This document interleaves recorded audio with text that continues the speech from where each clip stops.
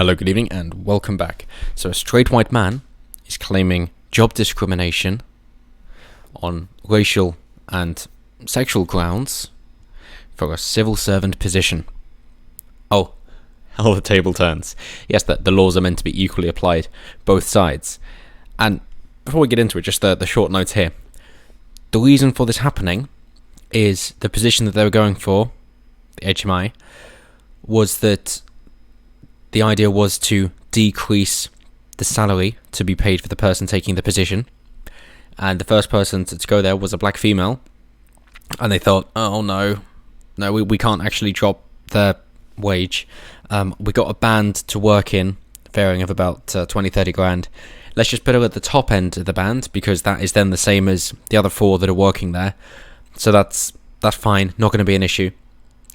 And then a little while later, 15 months later, new guy comes in, and they go, oh, that's fine, yeah, straight white man, we can throw the book at him and try and make up for our losses for the black lady, so let's do that to him, and ended up paying him £52,000 less for what they say is essentially the same job. Is it easy to identify what is the job and what isn't? No. But nonetheless, it's the same job position for the same company, as in the UK government, so that is as close as you're going to get.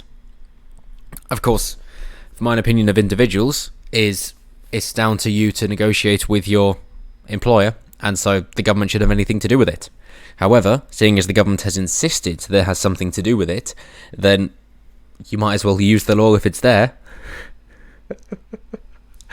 So, black female civil servant was paid £52,000 more than white male colleague for same job because Home Office was concerned about reputational damage, Employment Tribunal hears. Civil servant Matthew Parr is suing government for sex and race discrimination. He claims that being a white man meant he was paid less than Wendy Williams, the black female. Both are one of 5 HM inspectors of constabulary who act as police watchdogs.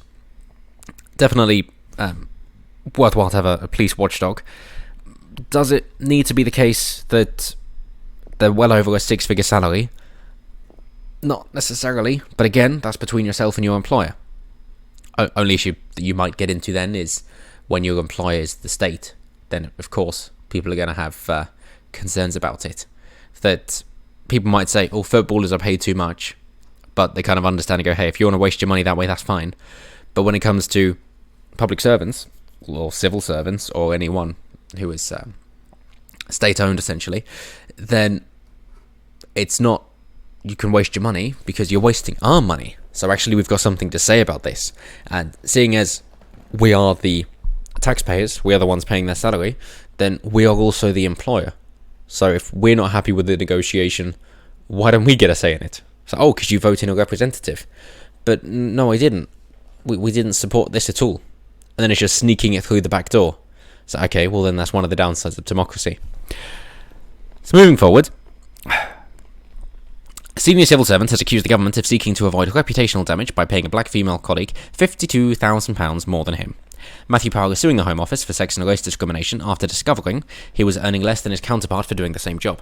His reasoning for taking on the job with that pay is because he wasn't aware of the salary beforehand, so his negotiation skills aren't too good, and if you're paying someone a 6-figure salary, you'd expect them to be competent enough to negotiate at least a little bit, surely? But hey, maybe that just isn't one of the required skills of being able to negotiate and talk to people and get something worthwhile for yourself as a police watchdog. But okay, not a skill requirement apparently. He claims that being a white man meant he was paid a £133,983 salary plus £7,904 living allowance, because you can't live on £134,000, while Wendy Williams took home £185,000. So he only knew about this after he'd already taken on the appointment, and then went, well, hang on a minute, these other people, including the last person you hired, when you'd already decided that you should cut costs, she's been paid a lot more than me for the same job.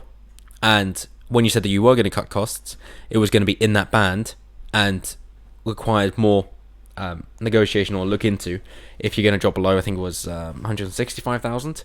So why are you paying me 133,000? Because that new extra low band wasn't signed into law when I came in. It was just a suggestion. This seems a bit ridiculous. But he also took the job on because of the repercussions from Brexit. Meant he was just grateful to have a job. And now that he's got the job, he's not feeling so grateful. Which I think is the old, what is it, £1,000 jet ski idea. That is, maybe you have investments in stock, it goes up, and you go, oh cool, I'm concerned that it's going to go up too much. I'm concerned that it's going to come down soon. Therefore, I'm going to cut my losses and pull out, and I'm going to buy myself that £1,000 jet ski. Woo! And then you see the cost keeps going up. And if you'd stayed in longer, you could have £100,000. And you go, well, now I hate that jet ski. I don't use it. I don't like it. It just reminds me of all the terrible mistakes, and I find it abhorrent. I was like, well, that's what you wanted, and you knew what you were getting yourself into. So don't be envious of other people that made a different decision to you. You were informed and you understood what the risks and consequences could be, and you still got your jet ski out of it. So just be grateful for that. But of course, the idea of gratitude isn't really a common one, or one that is encouraged in today's day and age, which is all for the worse. I know it's an old Tony Robbins thing, but it is true that if you focus on gratitude, you'll find that you can't be grateful and fearful at the same time. So maybe focus a bit more on gratitude. Not to say ignore the weeds. Obviously, focus on the weeds and pull them out where they are, but don't think that there are weeds when there aren't and the whole garden is covered in weeds. Okay? You got to be a realist, but choose where your focus goes. And as it seems to be, Matthew Parr hasn't. However, credit where it's due. I mean, as I said at the top, if the law's there, you might as well take advantage of it. And although the final ruling hasn't come out yet, won't for a few weeks, there have been some successes for him, which are apparently a token gesture, but nonetheless quite substantial, given that he's been in the civil service for about... He's been a public servant for more than 35 years. And we all like term limits. We understand that perhaps there is a job for the government to do, but concurrently we go, if you've been there that long, I'm hardly surprised you don't know how to negotiate. And if you're not aware of how the free market works, which is a reflection of human nature, why are you in a position overlooking human nature?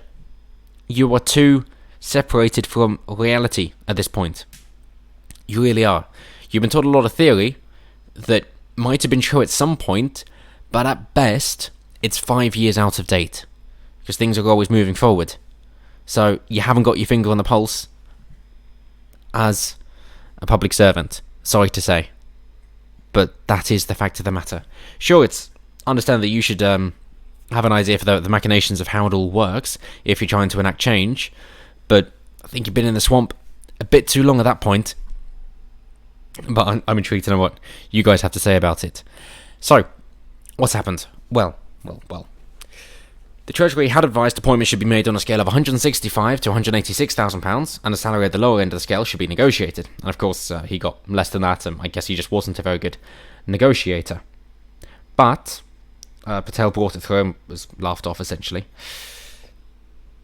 So, they're trying to say, well, they've got different experience, and therefore they should be paid more or less, given that. He's saying, no, I'm a white male, my race and sex had a clear influence in the first and later decisions on my pay. And he does say, I know it's odd that I'm saying that as a white man. I do understand that. I know it sounds ridiculous, but I think it's gotten to that point where we've actually got to take note of these things. So well done for catching up. You're only, at least a decade behind? But again, that just rings true for my previous point. And he's saying, what I've been doing is going for equality all these years. Well, then how have you not noticed what's been going on? Or maybe you have and you just didn't care because you weren't affected. Either way, you weren't really serving the public.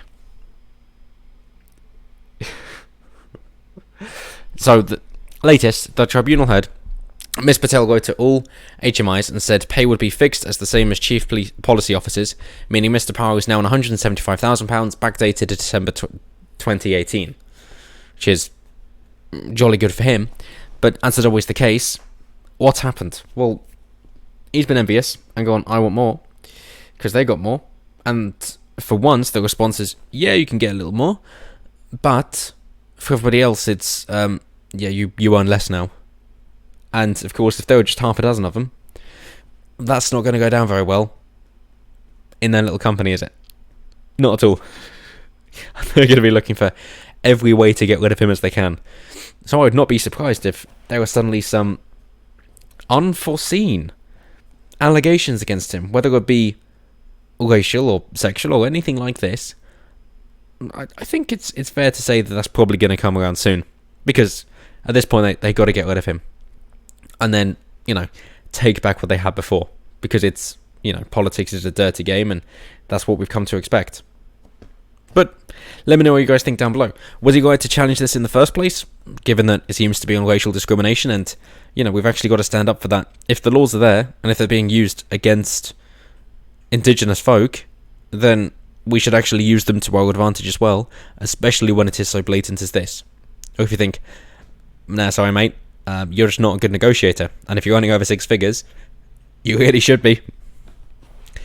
Always intrigued to hear what you guys have to say, and until next time, have a good one.